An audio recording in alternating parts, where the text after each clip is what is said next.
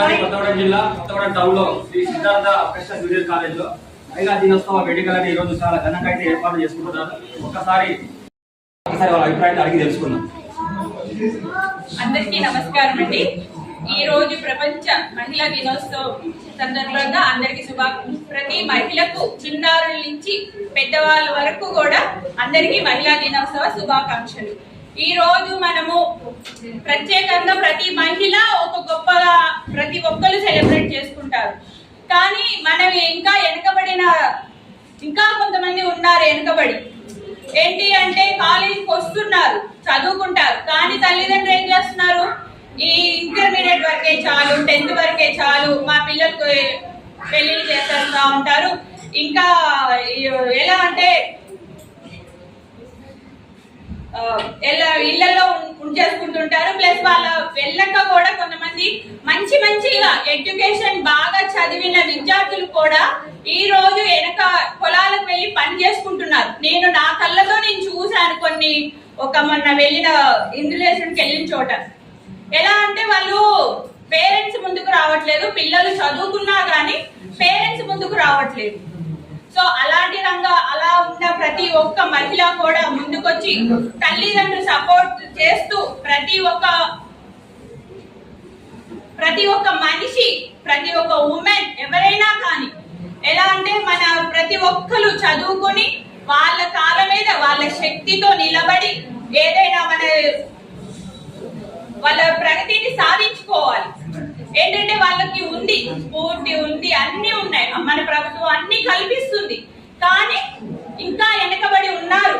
నేను అనుకున్నాను మనం ఇంకా చాలా ఇంప్లిమెంట్ అయ్యింది మహిళల గురించి అనుకున్నాం, కానీ ఇంకా ఉంది. అది ఎగ్జాంపుల్ వచ్చేసి గూండాల ఏరియా, ఇల్లందు మండలం గూండాల ఏరియా. నేను ఇన్ఫ్లేషన్కి వెళ్ళిన చోట నేను చూశాను, నా కళ్ళతో చాలా మంది పిల్లల్ని నేను అడిగి తెలుసుకున్నాను. ఏంటి, ఎందుకు ఇలా వెనకకి వెళ్ళిపోతున్నారు పిల్లలందరూ అని నేను అక్కడ కనుక్కున్నాను. ఏంటి అంటే తల్లిదండ్రి చదివించలేక, ప్లస్ ప్రభుత్వము మనకి అన్ని స్కాలర్షిప్స్ అని అవ్వని అన్ని కల్పిస్తుంది, కానీ ఇంకా వాళ్ళు ముందుకి రావట్లేదు. ఎందుకు అంటే ఏమైపోతుందో మా పిల్లలకి, ఏం జరిగిపోతుందో అని భయపడుతున్నారు. కానీ ఇవాళ రేపు భయపడాల్సినంత అవసరం లేదు. ప్రతి మహిళ ముందడుగు వేస్తే తను సాధించగలిగింది చాలా ఉంది. మనం ప్రపంచాలు దాటనవసరం లేదు. మన ఉన్న ఒక మాలుమూల గ్రామం నుంచి జస్ట్ సిటీలోకి వస్తే ఆ మహిళ చాలా గొప్పది. నాకు గొప్ప అనిపించింది. ఎందుకంటే ఎక్కడో ప్రపంచాన్ని దాటి చదవాల్సినంత అవసరం లేదు. మన ఈ 4 గ్రామాల నుంచి వచ్చి ఈ సిటీస్ లో చదివితే చాలా గొప్పది. ఎందుకంటే తను ఇంకా ఇంప్లిమెంట్ చేసుకోగలుగుతుంది, నలుగురిని చూసి నేర్చుకోగలుగుతుంది. చిన్న పని ఏదైనా ఇస్తే తను చిటికలో చేస్తుంది మహిళ. ఈ రోజుల్లో అంత మైండ్ మెచ్యూరిటీ ఉంది ప్రతి ఒక్క పిల్లల్లో కానీ ప్రతి ఒక్కరిలో కానీ.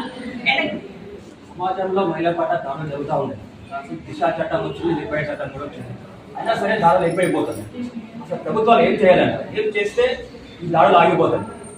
ప్రభుత్వాలు అన్ని చేస్తారు సార్, కానీ ప్రభుత్వాలు ఏం చేసినా కానీ ఒక స్త్రీ అనేది ఫస్ట్ తను ఎంత శక్తివంతురాలు అనేది ముందు తెలుసుకోవాలి.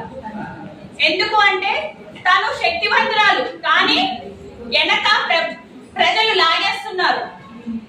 తల్లిదండ్రే కానీ అయ్యో మా అమ్మాయి ముందుకెళ్తే ఏం జరుగుతుంది, మా పరువు పోతుంది, మాకు ఇవి లేవు, మాకు పెళ్లిళ్ళు అవ్వవు అని ఊహించుకుంటున్నారు. కానీ ప్రభుత్వం అన్ని కల్పిస్తుంది, దాన్ని మనమే సరిగ్గా ఉపయోగించుకోవట్లేదు. అందుకని నా ఉద్దేశం ఏంటంటే ప్రతి ఒక్క మహిళ బయటికి అడుగు వేయాలి, తనకి ఏమున్నాయో తెలుసుకోవాలి, తర్వాత తను ముందంజలో ఎలా వెళ్ళాలి అని తెలుసుకోవాలి, తర్వాత తన యొక్క మైండ్ ని గ్రిప్ చేసుకోవాలి. ఫస్ట్ ఏంటి అంటే ఏదైనా దాడి జరుగుతుంది అంటే తన మైండ్ ని గ్రిప్ చేసుకోవాలి. నేను ఏదైనా అటాక్ అయినప్పుడు దాన్ని దాటగలను అనే శక్తి మహిళలో ఉంటే 100 మందినైనా ఝాన్సీ లక్ష్మి లాగా తన్నుకుని వస్తుంది.